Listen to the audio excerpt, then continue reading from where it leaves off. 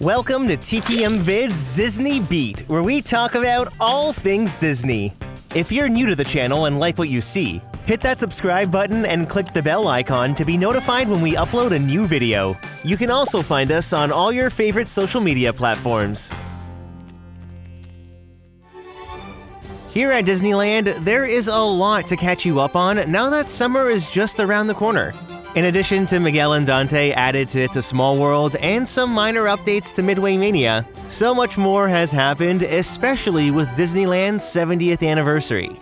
From nighttime spectaculars old and new to live entertainment, the Disneyland Forward project, ride closures, Avatar Land, and Coco, there is a lot to discuss. So sit back as we count down 10 new attractions, updates, and changes at Disneyland. Number 10. Let's kick things off with some refurbishment and construction news. Walt Disney's Enchanted Tiki Room is set to reopen on July 3rd. In addition to rebuilding the Tangaroora tree in the courtyard, the show is expected to receive upgraded lighting, audio, and show systems. Then over at the Matterhorn bobsleds, the ride has been closed for refurbishment since May 5th, and there has been no reopening date announced just yet. Over in Town Square, the Main Street Opera House is preparing to welcome a new marquee sign to make way for Walt Disney A Magical Life. The new show will open on July 17th, which is Disneyland's actual 70th anniversary. Walt Disney A Magical Life will feature the first animatronic of Walt Disney, making him the most advanced humanoid figure Walt Disney Imagineering has ever created. Once the 70th anniversary celebration comes to an end in summer of 2026, Walt Disney A Magical Life will eventually run in rotation with Great Moments with Mr. Lincoln. Then over in Avengers Campus at Disney California Adventure, construction walls have been set up between the walkway into Cars Land, and work on the new expansion is well underway. From the Pixar Pal Around, you can see that they've already begun clearing land backstage to make way for the two new rides coming to Avengers Campus. That's Avengers Infinity Defense, the new e-ticket attraction, as well as Stark Flight Labs. And while we're on the topic of new rides coming to DCA, we now know where the new Coco boat ride is going to be. Disney shared this piece of concept art, which shows the entrance of the attraction right between Pixar Pier and Paradise Gardens. It's pretty much right where this Pixar gate is, which leads me to believe that, unfortunately, parades at DCA might cease to exist. That's unless they have another plan, but who knows. Disney did confirm that Coco will mostly be built on backstage areas, so it won't be taking up anything that's currently on stage in the park. My guess is that the physical show building will be somewhere back here, but there's no doubt that this backstage area will be reconfigured in some way. The new boat ride is going to take us through the world of the film as we join Miguel on a trip to the Land of the Dead. It's going to be filled with the latest advancements in audio animatronic technology as well as music. It wouldn't be Coco without music, right? Construction wasn't supposed to start until 2026, but Disney did say that come this fall, backstage work on the new ride will begin. So it sounds like we're getting this ride a little sooner than we thought. Number 9. Disneyland's 70th anniversary began on May 16th, and the celebration runs until summer of 2026. There's a lot of time to experience the 70th fun, including the chance to see and meet our favorite Disney pals in their snazzy new outfits. The most obvious place to catch them is here on Main Street, where Mickey, Minnie, Clarabelle, Goofy, and a bunch of others meet all day long. Then if they are not meeting on Main Street, you can also catch them in the Celebrate Happy Cavalcade. Duffy and Shelly May lead the cavalcade, followed by Max and so many other Disney pals and dancers. They all groove to the beat of the celebration's theme song sung by the Jonas Brothers called Celebrate Happy. Thankfully, it is a very catchy tune because you'll hear it a lot around the parks.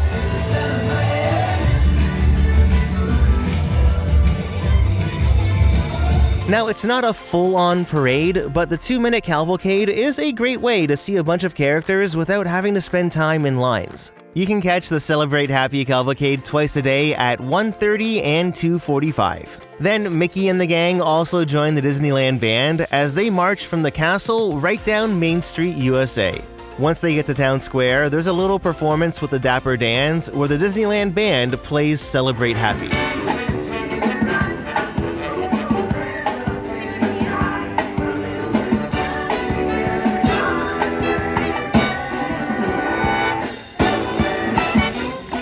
The Disneyland band is always such a treat to listen to, and I make a point to stop and watch whenever I see them. It's another fun entertainment offering that you might just stumble upon that brings a little extra Disney magic to your day.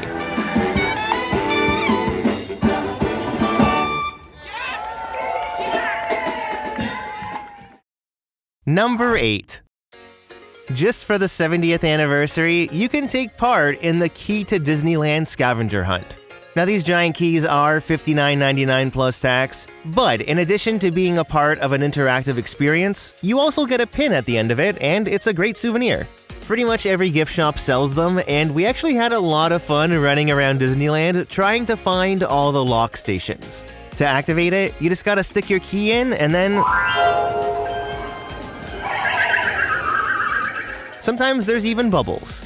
As you activate your key at each of the lock stations, the icon of the corresponding land lights up on your key, and then each land icon also plays its own song. Now, there are 9 stations in total to find, but the Main Street location is not the one you see when entering or exiting the park. The ones on either end of the entrance are the final stations that will unlock your key to reveal one of 9 special pins.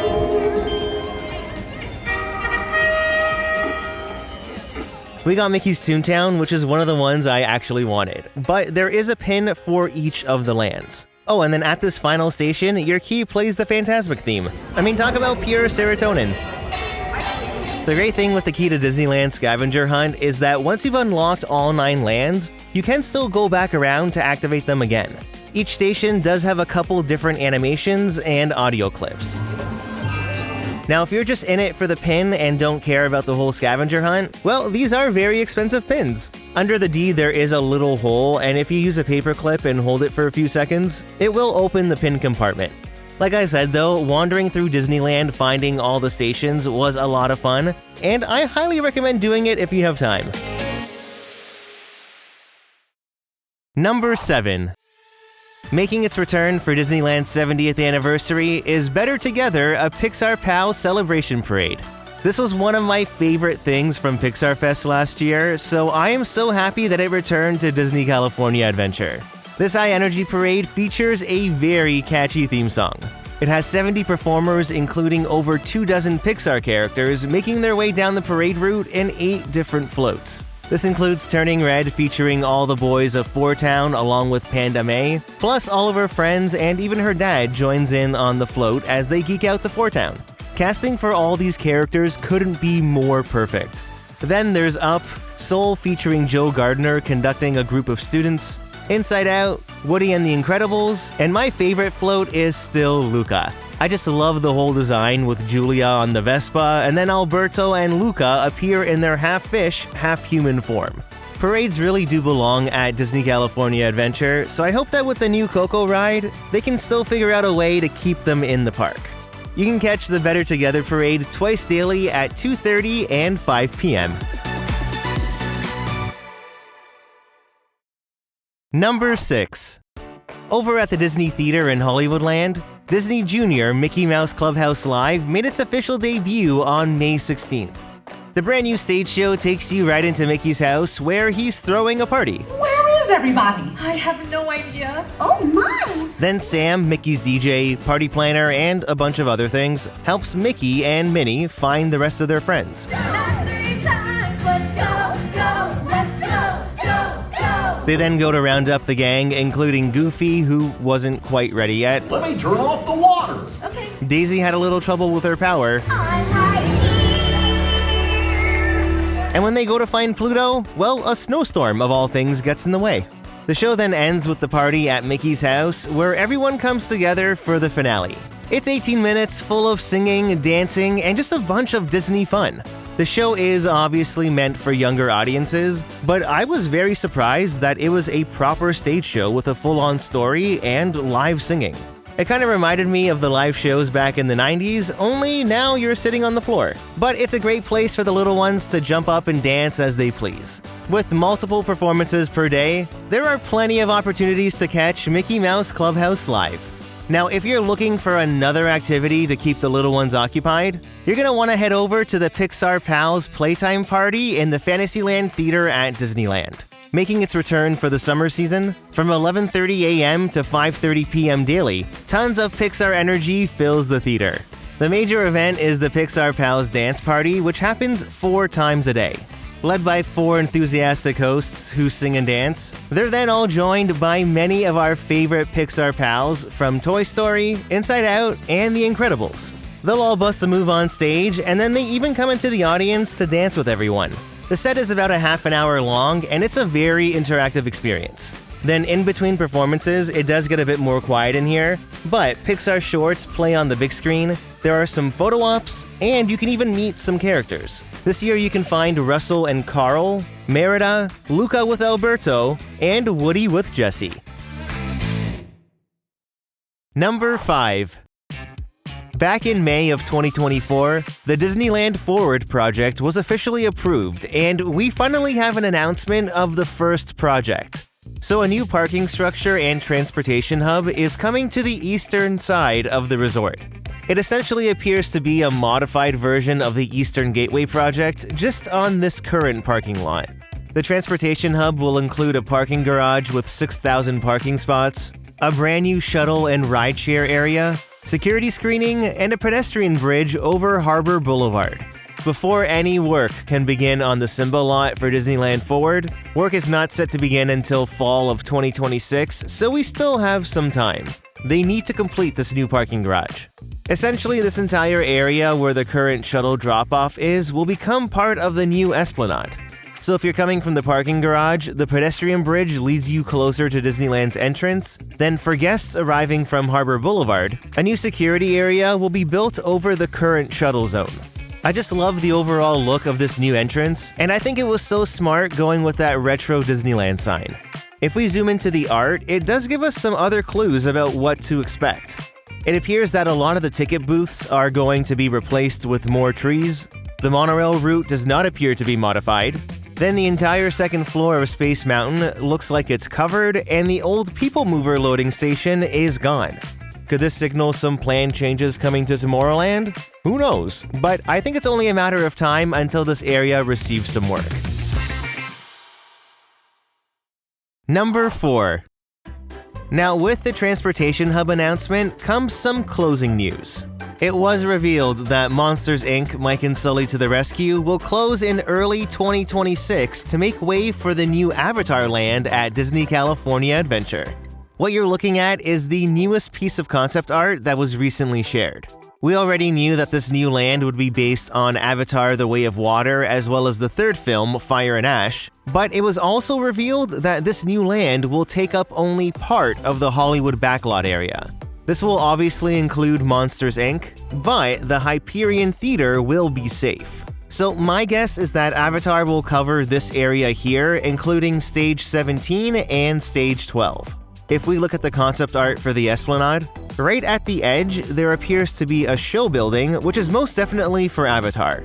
So taking this area into account, they're working with approximately 7 acres or so, whereas Pandora at Animal Kingdom takes up about 9 acres. With the monorail not appearing to be rerouted, I'm curious to know how they'll work that into the land, unless there are plans to modify the track.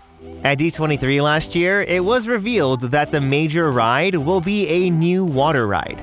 We'll invite our guests to take the adventure of a lifetime as we join an excursion in search of majestic natural wonders. We'll discover dense, bioluminescent forests, explore the outdoor beauty of Pandora, and apparently there's some danger along the way. The ride was described as being dynamic, intense, and an emotional experience. The entire land appears to be very immersive, and it just looks breathtaking. Given its location though, I wouldn't be surprised if the new land is framed like we're walking onto the set of an Avatar film or something along those lines. If they keep these facades on Hollywood Boulevard, they'll act as sort of a berm, and then the current Hollywood Pictures arches could be the gateways into the land. There has been no word on when construction is set to begin, but once Monsters Inc. closes in early 2026, I could see them starting on the project pretty quickly. Number 3. Let's shift focus now to nighttime entertainment for Disneyland's 70th anniversary, starting with the Carthay Circle restaurant at Disney California Adventure. Tinkerbell brings the facade to life during a short 2-minute show to celebrate happy. 8:30 p.m. is the first performance, then it happens again every half an hour until the park closes. It's a cute little show, but the real hit is Tapestry of Happiness at It's a Small World. You need to make a point to catch this show while you're at Disneyland. Tapestry of Happiness uses a remix of the anniversary theme song to celebrate 7 decades of attractions at Disneyland. And you know what? The show is just perfect.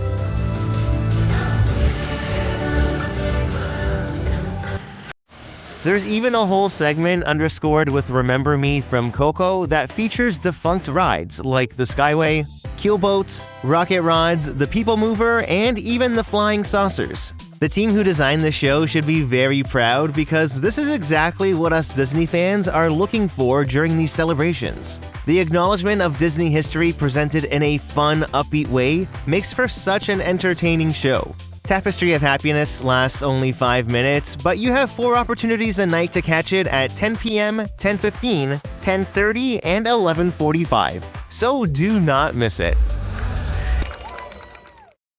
Number 2. On May 16th, the new show World of Color Happiness made its debut at Disney California Adventure. Honestly, this just might be my favorite version of World of Color. So the show begins with this softly sung verse from Rainbow Connection. So all come to this happy place, welcome. That's followed by a stunning montage of iconic moments from Disney films. Then Joy, along with the other characters from Inside Out, take us through a kaleidoscope of emotions, following some pretty epic moments. There's an entire Turning Red and Four Town segment, a Goofy movie medley which couldn't have been more perfect, a song from Wish, I've Got a Dream from Tangled, then Anger introduced a really awesome scene featuring The Incredibles. The movie's theme song is intertwined with other Disney songs, then it ends with fire. Surface Pressure from Encanto got a big reaction from the crowd. And of course, there's a Disney villain scene which brings out a ton of emotions. Finally, the show finishes off with a beautiful cover of Rainbow Connection sung by Boyz II Men. I never knew I needed this. There are usually 2 performances a night, but before the first performance, make sure you open up the Disneyland app and vote for one of the 4 emotions. The winner is then featured in certain scenes throughout both shows that night. Oh, and you want to get to your spot at least 15 minutes before the show starts to catch the Muppet pre-show. That's right, there's a 4-minute Muppet pre-show which brings all that Muppet humor we love right to life. Not including the pre-show, World of Color Happiness has a runtime of about 22 minutes, and the Muppets alone are worth checking it out. So do not miss out on World of Color Happiness. Number 1. Over at Disneyland, 2 fan-favorite nighttime spectaculars have returned to the park. First off, we have Wondrous Journeys. I've always said it's the best fireworks show they've produced at Disneyland, and I still stand by that. This 13-minute show really pulls at the heartstrings, and the animations are just stunning. You'll keep noticing new details, plus the Blue Fairy and Baymax fly. It also features the most beautiful Disney song mashup with Belle, Hercules, Moana, and Quasimodo. The entire score and the visuals truly make this a nighttime spectacular unlike any other. Then the most anticipated return was the Paint the Night Parade. It's been exactly 10 years since the parade originally made its debut at Disneyland, and I'm so glad we can finally do this again. There's nothing quite like that upbeat soundtrack as each of the 8 floats lights up the parade route. Paint the Night still begins with Tinkerbell and Peter Pan on the drum float. Then it's Monsters Inc. with Sully, and we can't forget Mike. And that's followed by Cars, which is always such an impressive unit. It's probably my favorite section of dancers too. Next is The Little Mermaid, followed by Toy Story with Woody and Buzz, the Elegant Princess unit, and this run marks the return of the Frozen float. It was one of the original floats, but it did not return during the parade's run at DCA. Finally, there's the big finale with Minnie, Donald, and Goofy on the Whirly units, followed by the one and only Mickey Mouse. It's such a high-energy parade, and it feels so right having it back at Disneyland. So, what are you looking forward to the most at Disneyland? I'd love to know. Leave a comment down below to start a conversation, and don't forget to hit that like button if you enjoyed the video.